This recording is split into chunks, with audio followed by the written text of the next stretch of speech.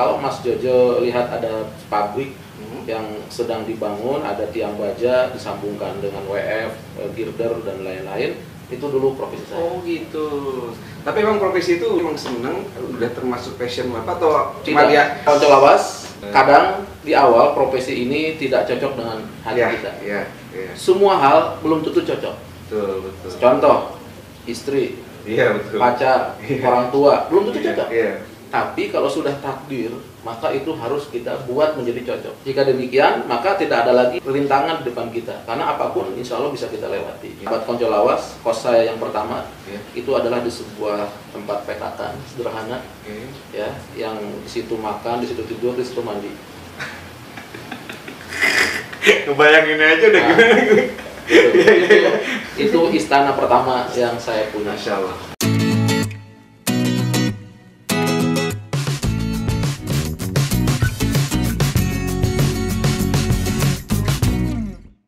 Halo Konco lawas, kembali lagi sama gue Jadi Kuas. Dan di tema kali ini adalah videonya tentang podcast inspirasi.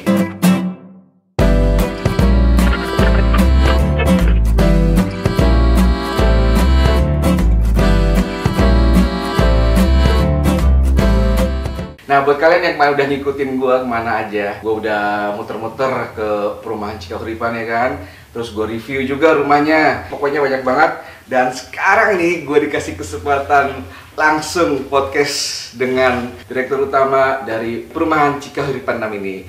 Oke, ini saya kenalkan Pak Hadiana. Ya, Mas Jojo. Alhamdulillah. Gimana? Sehat, Jojo? Alhamdulillah. Kita jaga jarak ya. Oke, Semester. semester ya. Semester. Siap ya, ini karena pandemik ya kan, ya. kita harus tetap physical distancing juga ya kan. Tapi kita sudah itu kok ya kan, udah dites semuanya ya, insya Allah aman ya Pak ya. Oke, ini alhamdulillah ini pertemuan kedua saya ya. Ya, di apa namanya di Cikahuripan 6 ini. Nah, tapi gini nih Pak, saya penasaran nih apa dengan background Pak Hadiana ini. Karena nih guys, asal usul muasal. Karena gini guys, gue nih sebenarnya jujur aja kaget banget dengan perkembangan perumahan Cikahuripan 6 ini. Karena waktu awal Januari ya Pak, Januari Februari itu saya kesini, itu belum jadi, gitu kan, masih lapangan kosong, tanah merah, terus ada pandemik, ini malah langsung jadi. Nah itu mungkin apa ada tips and tips atau gimana Pak perjuangan Pak Hadiana ini? Baik, Bismillahirrahmanirrahim. Selamat pagi Konco lawas. Yes. Ini channel Mas Jojo Kuas ya, luar biasa. Saya tahu dari Mas Jojo disaksikan oleh teman-teman anak-anak muda ya. Saya juga masih muda ya. Masih muda. Jadi pertama mungkin latar belakang ya. Latar belakang saya lahir di Bandung. Saya orang Bandung. Halo. Anak Bandung. Bobotoh. Lahir di Bandung, besar di Bandung, dan akhirnya hijrah ke Bekasi, merantau. Zaman dulu dari Bandung ke Bekasi merantau ya? Merantau karena jauh gitu ya. Berapa lama itu? Wah, pokoknya 6-7 jam lah ya. Waktu itu ya, tahun 90-an. Merantau. Saya belum lahir tuh kayaknya. Nggak tahu. Jadi masih naik bus malam, nggak tahu arah. Sempat tersesat, bawa ransel, terus bawa sweater karena dipikirnya Jakarta itu dingin. Karena Bandung dingin. Anak Bandung selalu pakai sweater. Jaket. Ya. Betul, emang style itu keren. Stylenya gitu ya, anak Bandung. Sampai ke Jakarta subuh sekitar pukul 5. Kaget saya melihat ini suasana di jalan kok rame. Orang sudah sibuk mau ke kantor, rebutan bus. Iya bener. Saya heran. Ini orang mau pada kemana? Ngapain sih? Ya, kalau di Bandung jam 5 masih ngehot-hot, you know? Yes, yang hot. Ngelimut lah pokoknya. Tiris pisan. Ya, tiris pisan Bandung. Makanya kalau berangkat pagi itu pasti pakai jaket tebal, sweater. Nah, kami terkejut kok sudah rame. Terus kita tanya salah satu orang yang ada di terminal tersebut, kamu rambutan? Iya, kamu rambutan. Saya tanya, mau pada kemana? Mau kemana? Ya ini mau kerja, jurusan ini, itu, dan seterusnya. Dia terkejut. Oh, di Jakarta seperti ini. Itu kisah inspiratif pertama yang saya ingat sampai sekarang. Jadi mereka setelah bangun sholat subuh, lalu beres-beres dan segera beraktivitas berangkat ke kantor. Ini luar biasa buat saya saat itu ya, anak dari Bandung yang berangkat kantornya agak siang, jam 7, itu sudah terlalu pagi, malam lah ya. Sama kayak saya juga di Jogja gitu. Karena dekat, kan ke kantor cuma setengah jam, 20 menit naik motor, dulu jalannya sepi. Ya, di Jakarta jam 5 sudah ramai. Sudah dari Bekasi ke Grogol, dari Bekasi ke Tangerang dan seterusnya. Oke. Nah, akhirnya di situ teringat di benak saya selalu bahwa hidup ini adalah perjuangan. Awalnya itu, ya, tidak bisa dilalui dengan leha-leha, santai-santai. Iya, benar-benar. Ya, dunia ini tempatnya kita berjuang. Tuh, kaum rebahan dengerin tuh, ya kan? Perjuangan, makanya jangan rebahan mulu. Bangun, ya, bersih-bersih, segera kita lihat matahari yang akan terbit di pagi hari, mulai terang. Ya, matahari menyinari dunia ini sehingga kita bisa beraktivitas dengan baik. Terlihat yang tadinya gelap, ya, pakai lampu. Setelah siang ada lampu yang Allah ciptakan, super mahal lampu, nggak bayar lagi, ya, PLN aja bayar. Iya bener. Ini lampu tiap hari sepanjang zaman Allah kasih sama kita di siang hari, manfaatkan untuk beraktivitas. Di situ lalu singkat cerita akhirnya tiba di kantor yang baru, ya. Ini kisah saya awali dari sana karena kisah ini adalah saya anggap sebagai hijrah dari Bandung ke Bekasi. Dengan judul waktu itu minta izin ke orang tua untuk mencari pekerjaan sementara. Setelah agak mapan kita mau pulang lagi ke Bandung. Jadi dulu, maaf potong sedikit, itu sudah berkeluarga belum? Belum ya? Masih bujangan. Jadi ini usia berapa tuh? Sekitar 18-19. Jadi saat itu kalau boleh di-review sedikit, Ayla tuh lulus SMA. Lulus SMA, kita mencari kerja. Karena saat itu kita ingin melanjutkan kuliah, maklum biasalah. Nggak usah dibahas ya. Itu semua udah takdir. Kami lahir di keluarga yang sangat sederhana. Ayah saya seorang pekerja keras, mendidik saya secara keras dari kecil. Profesinya sebagai sopir. Ya, dan ibu saya ibu rumah tangga biasa yang membantu suaminya dengan segala yang beliau bisa lakukan, dan itu sungguh suatu modal yang saya tidak akan lupakan. Jadi beliaulah yang mendorong saya untuk kamu harus bangkit, berubah dan bisa mandiri, dan kamu bisa merubah nasib sesuai dengan semangat dan takdir yang Allah berikan. Nah, maka selepas SMA saya setelah tidak mampu untuk melanjutkan kuliah, saya bekerja di Bandung dulu, lalu nanti dikirim ke Bekasi. Baik. Itu kerjanya apa Pak? Bidang apa? Kerjanya di bidang engineering di perusahaan konstruksi baja yang cukup terkemuka. Saya ditempatkan di engineering division, di departemen perencanaan. Jadi membuat gambar, desain baja, fabrikasi dan seterusnya. Kalau Mas Jojo lihat ada pabrik yang sedang dibangun, ada tiang baja disambungkan dengan WF, girder dan lain-lain, itu dulu profesi saya. Gitu. Tapi emang profesi itu udah dipahami sebelumnya, emang seneng, udah termasuk passion Bapak atau cuma ya ada peluangnya itu gitu ya? Jadi sahabat Koncolawas kadang di awal profesi ini tidak cocok dengan hati kita. Semua hal belum tentu cocok. Betul. Contoh, istri, pacar, orang tua, belum tentu cocok. Tapi kalau sudah takdir, maka itu harus kita buat menjadi cocok. Jika demikian, maka tidak ada lagi rintangan di depan kita. Karena apapun, insya Allah bisa kita lewati. Jadi profesi itu sesungguhnya bukan passion awal. Ya, tetapi ketika kita sudah lihat di situ ada suatu pekerjaan yang menurut saya menantang, maka saya harus katakan I will do my best. Saya harus bisa. Jadi buat Kecolaos nih, buat yang pengen cari kerja, tapi jangan ini dulu, jangan menilai bukan passion saya gitu tuh. Ya udah, yang coba dulu aja ya kan.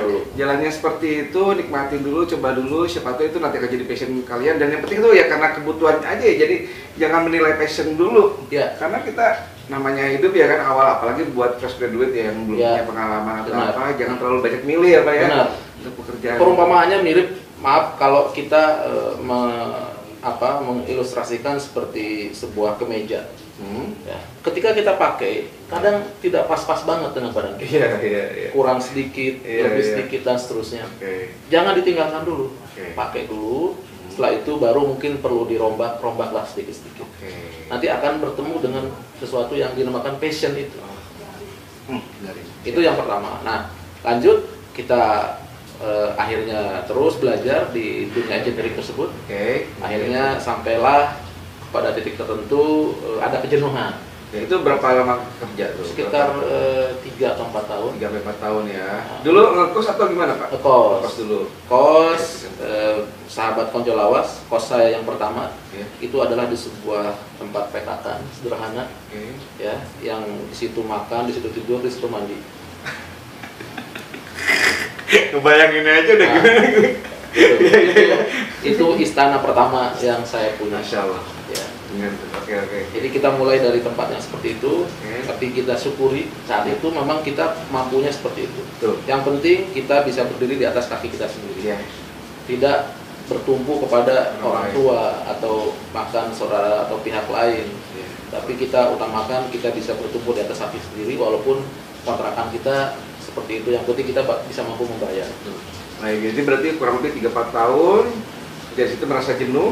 Ya, lalu apa itu suatu yang wajar. Jenuh itu bukan sesuatu yang negatif. Cuma bagaimana kita salurkan. Kita jenuh makan dengan sesuatu boleh. Jenuh dengan menu tertentu boleh. Jenuh dengan seorang teman boleh. Jenuh dengan bahkan bisa jadi agak malas nih ketemu orang tua, bisa jadi. Seminggu 2 minggu wajar. Jenuh dengan istri, jenuh dengan pacar, bisa jadi, biasa saja. Tapi setelah itu kejenuhan itu salurkan ke hal yang positif. Nah, saat itu ketika jenuh mulai datang, nah kita akhirnya belajar hal lain. Maka dari bidang konstruksi baja, akhirnya kita mencoba tempat lain dan saya akhirnya bekerja di perusahaan konsultan jalan tol. Jadi kalau Mas Jojo melihat ada jalan tol, interchange, nah itu saya dulu ikut di tim desainnya. Ada beberapa ruas jalan tol yang saya ikut di tim itu, seperti JOR S, Jakarta Auto Road, Section S, Kampung Rambutan, sampai ke Pondok Indah, itu kita ikut di tim itu, tim perencanaan. Terus ada Kebon Jeruk Junction, terus ada beberapa ruas waktu itu Sadang Palimanan, Subang Dauan dan seterusnya, sedang proses FS-nya, visibility study. Saya ikut di tim itu sebagai karyawan, sebagai prajurit. Iya. Tapi kita jalani, nikmatin aja kita nikmatin. Akhirnya lewat beberapa tahun, nah kejenuhan kedua datang. Jenuh lagi, biasa. Seperti makan setiap hari ayam terus jenuh. Iya jenuh, padahal enak ya orang makan ayam itu. Tapi karena keseringan jenuh juga. Boleh ganti daging, ganti sayur, boleh. Nah saat itu saya mulai jenuh yang kedua, lari akhirnya pindah ke perusahaan perumahan, developer.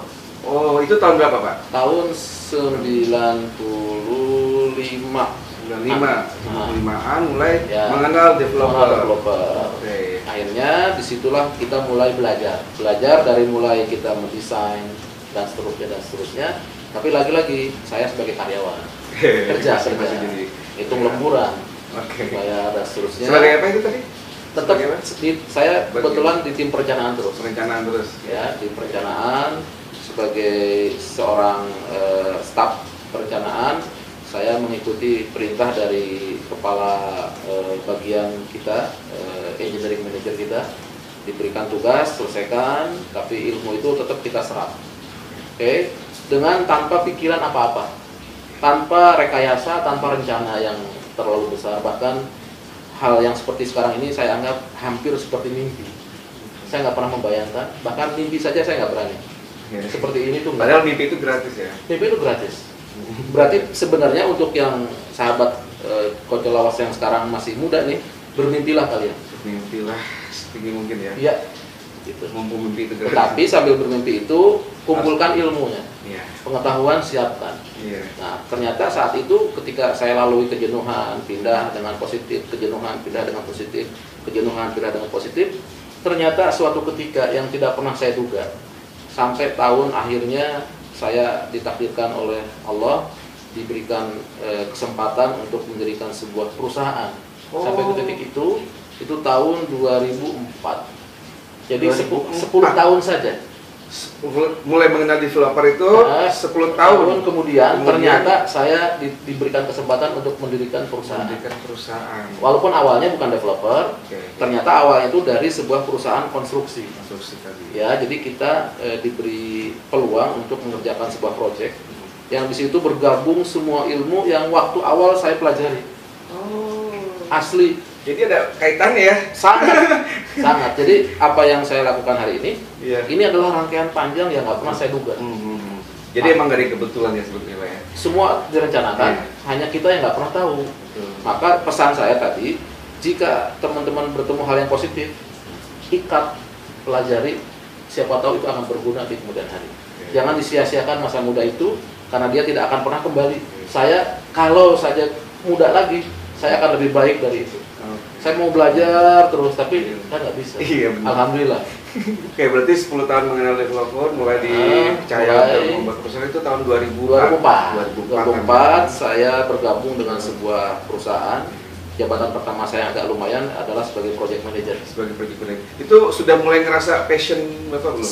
Sudah mulai ya. Passion itu ternyata bertemu setelah berapa puluh tahun kemudian. Setelah dewasa, setelah berkeluarga, setelah ya, mohon maaf, itu setelah itu menikahnya kapan? Kan tadi awal mulanya? Ya, menikah itu di tahun 95. 95 pada saat berarti masih belum jadi developer ya? Belum Masih ya? Masih karyawan.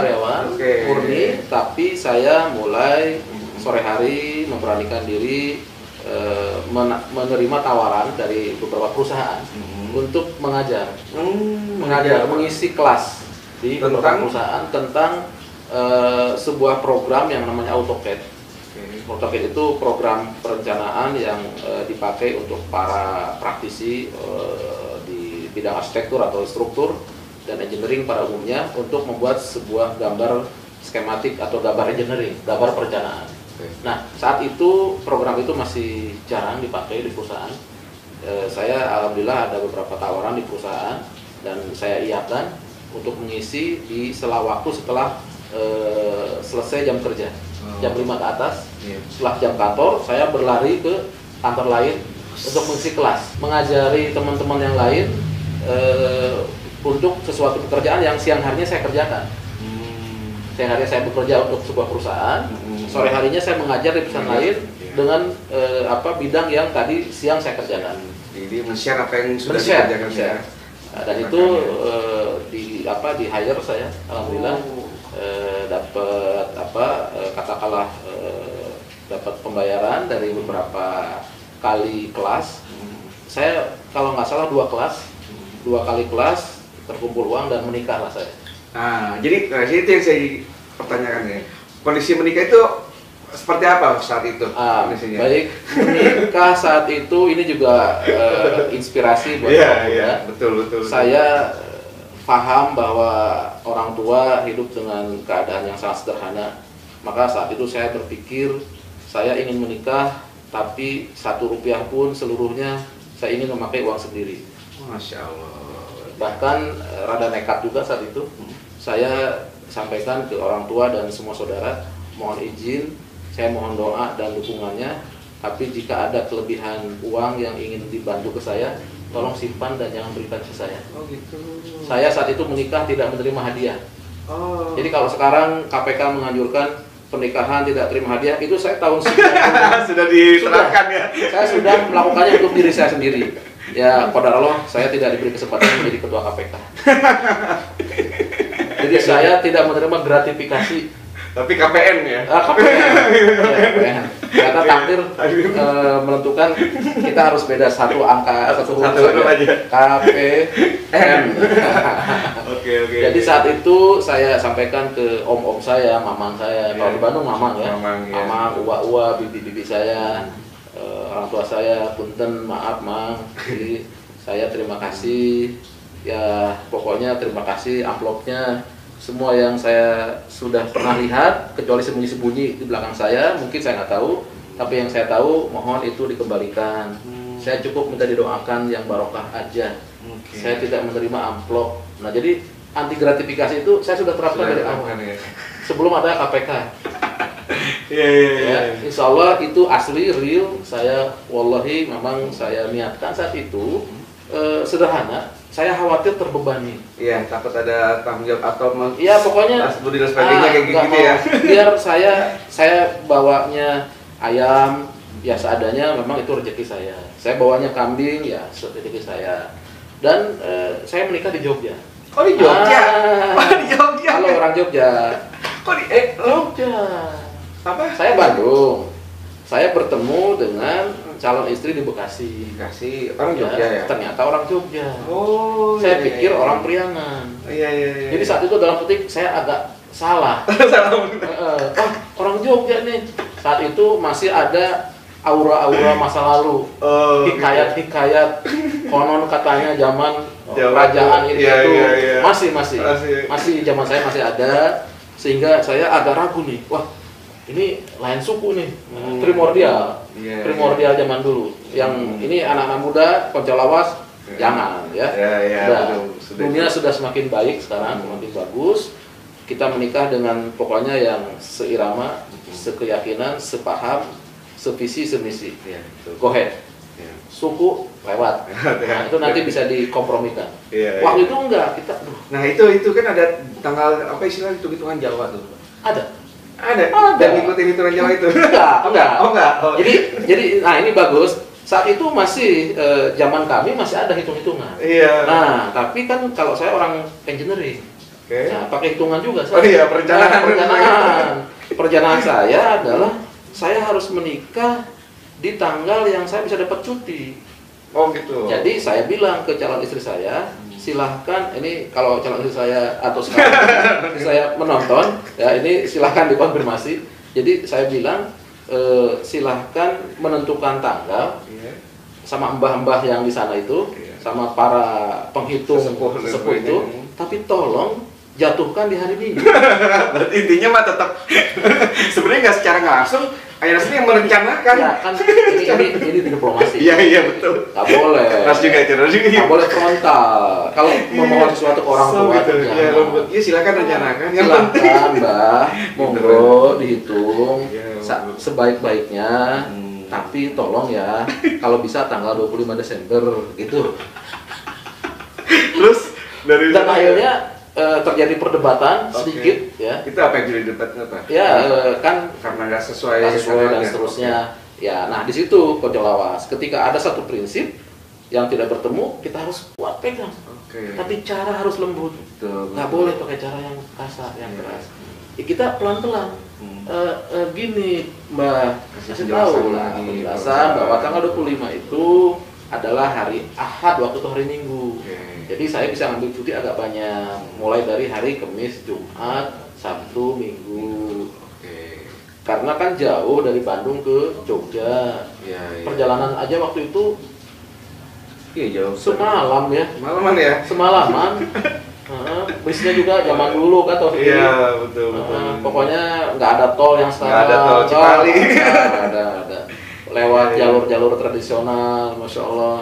Lalu saya mengumpulkan uang untuk transport, karena tadi seluruh proses pernikahan dari awal apa yang dibawa, transport pulang pergi, penginapan di sana, saya harus tanggung dengan uang saya sendiri, tanpa bantuan dari siapapun. Gitu. Jadi saya ngajar, dapat, kumpulin, 2 kali ngajar, dapat buat nikah. Alhamdulillah. Nah, itu kalau boleh tahu nih, kira-kira berapa sih? Apa istilahnya biaya pernikahan saat itu? Istilahnya maharnya nilainya. Iya, kalau mahar sih ya saya berikan mahar dengan seperangkat alat sholat, Al-Quran, dan saat itu maaf, bukan tanggal 25, berarti tanggal 17. Tanggal 17 Desember. Karena saya dengan 17.000 rupiah. Oh gitu. Gitu. 17 Desember itu hari Minggu kalau nggak salah. Iya. Dan saya berangkat dari Bandung dengan keluarga sore jam asar ya. Itu tiba hampir subuh, jadi semalaman lebih ya. Semalaman lebih, perjalanan sangat panjang. Iya. Dan alhamdulillah di sana akhirnya bertemu dengan hitungan mbah-mbah, dengan hitungan saya. Jadi ternyata dunia lama dengan dunia modern itu bisa bertemu. Jangan saling ditabrakin, dikompromikan. Alhamdulillah selesai nikahan dan kita kembali ke Jakarta. Setelah nikah akhirnya memulai lagi lembaran kedua, babak kedua setelah bujangan, fase pertama. Nah itu masuk ke fase kedua. Mulai di situ tadi kebosanan tempat kerja, sudah mulai masuk ke perusahaan properti. Tapi masih sebelum lanjut ke situ, ini kan masalah pernikahan tadi. Banyak anak muda yang pengen menikah itu harus nunggu mapan dulu, persiapan banyak, sampai pada akhirnya bahkan yang nggak nikah gitu. Bahkan udah punya calon, ya kan udah istilah pacaran 2 tahun, 3 tahun, 4 tahun, bahkan lebih dari itu terus akhirnya malah gak jadi. Karena nunggu punya rumah dulu lah misalnya itu. Gimana tuh kira-kira biar ya udah saat itu kan posisinya juga masih ya sederhana. Saya belum punya rumah. Belum punya rumah. Tapi udah ada penghasilan tetap ya. Sudah ya. Oke. Nah, itu jadi gimana tuh Pak? Mungkin baik. Jadi tentang itu yang pertama ya kaidah yang harus kita pegang adalah seorang laki-laki atau ya pemuda ketika sudah dewasa itu lebih baik menikah lebih awal. Ya, tetapi dengan syarat pertama dia sudah betul-betul dewasa. Ya, dewasa ini tergantung umur, kadang dia jumlahnya lebih sedikit tapi dia lebih dewasa. Ada hitungan jumlah umurnya banyak sampai angka 4 tapi masih kelihatan kayak remaja. Nah, itu tergantung sudah dewasa, sudah pikiran sudah bagus dan punya penghasilan, punya pekerjaan tetap. Enggak besar lebihnya relatif ya, ada penghasilan. Pekerjaan tetap itu bukan karyawan tetap. Jangan salah loh ya. Jadi jangan bilang begini, Dek, bagaimana sudah punya pekerjaan tetap? Belum Pak, saya itu hanya bisnis biasa, tapi per bulan 5 juta. Itu penghasilan tetap. Iya bener. Bukan karyawan tetap yang ada SK-nya. Jadi sudah zaman dulu. Zaman sekarang, please deh, jangan. Yang dianjurkan adalah penghasilan. Yang penting caranya halal. Ini garis bawah. Garis bawah ada petik stabilo. Penghasilan tetap dan halal. Tetap itu jumlahnya tidak harus 2 juta. Tetap itu ada terus. Ada penghasilan, ada pemasukan jumlah itu rezeki dari Allah. Maka kalau sudah itu siap-siap segera, karena setelah nikah Allah akan berikan rezeki lewat istri. Nah, itu dia. Jadi ada ya dua istilah rezeki yang dari kita rezeki sendiri, ada istri. Jadi ya ada justru malah tambah rezeki lagi. Pasti. Tinggal bagaimana? Wah, saya udah nikah nih. Ternyata rezeki saya tambah seret. Lihat perbuatan apa yang telah diperbuat, pasti ada yang salah. Dijamin begitu. Pastikan begitu. Kalau buat kalian yang habis nikah, rezekinya masih segitu-gitu aja, udah introspeksi diri, guys. Ya. Namanya muhasabah. Muhasabah itu menghitung diri, bukan menghitung orang. Nah, yang terjadi banyak kan menghitung orang. Orang dihitung, dia begini, dia begitu. Si Anu begini, si Anu begitu. Dihitung orang. Tapi dirinya nggak pernah dihitung, maka ini nggak pernah selesai. Nah, 2014, suatu pagi sambil jalan santai, istri saya bilang, "Ayah, itu ada rumah ditulis dijual." Ya kenapa? Biarin aja, kan ditulis. Akhirnya disurati oleh BTN, jadi kalau sore-sore pulang kantor ada surat cinta berlogo BTN di atas TV, TV-nya TV tabung yang gede itu belakangnya, sekarang nggak ada. Ya. Itu saya udah curiga, ini kayaknya surat panggilan ini. Waktu itu beliau bilang, kamu harus banyak berenang. Ternyata kamu harus punya kolam renang. Iya bener, mungkin salah nulis sekali ya. Resepnya waktu itu saya bacanya harus banyak berenang. Makanya saya berpikir ini harus punya kolam renang ya. Renov juga sekitar itu 1,5-an renofnya. Renofnya 1,5 lah ya. Renovnya aja segitu.